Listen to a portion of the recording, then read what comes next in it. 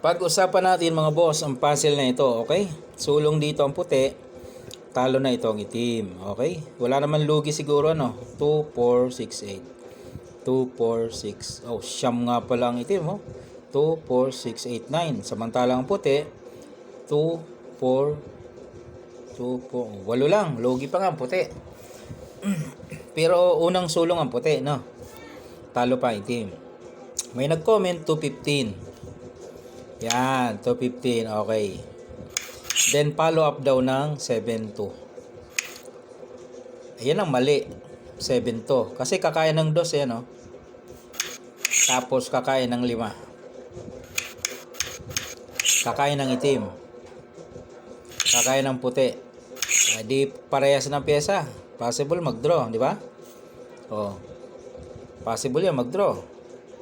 Kasi parehas ng pyesa. Okay? Pakita natin yung tamang way, no, para manalo ang puti. Lugi ang puti ng isa. Tama na yung 215 eh, naroon ka na eh. Okay na eh, nakuha mo na yung key move eh. Dito ka lang nagkamali sa 7-2. Yan. Kasi dapat hindi 7-2. Ang gagawin mo dyan, 12-8 muna. Yan. 12-8. Di kakain siya ngayon. Ayun oh, kita naman.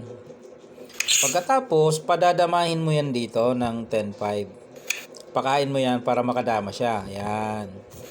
Pagkatapos, saka mo babanatan. 7-2. Oh, saka pa lang ang 7-2. Pagkain niya, gaganti ka naman 5 ang kain mo. Oh, ang purpose, pag kumain yung itim, kakain ka ng abante, ayun yung dama. O kaya mo pinadama, yun ang purpose. Kakain siya, ayun. O yan. Ganyan ang kalalabasan mga bossing. No? Kesa doon sa nauna, nagparehas ng pyesa, 3-3. Eh, pwedeng mag-draw yun.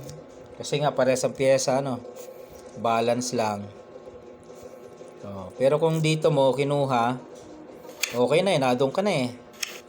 So, binitin mo muna, di ba? Pagkain niya, ito na, padamahin mo. Okay na. Saka mo ngayon babanatan para kain ka ng 5. Kain siya. Kain ka abante. Kain yung dama niya. Kaya pinadama mo yun eh. Kaya yun ang purpose eh.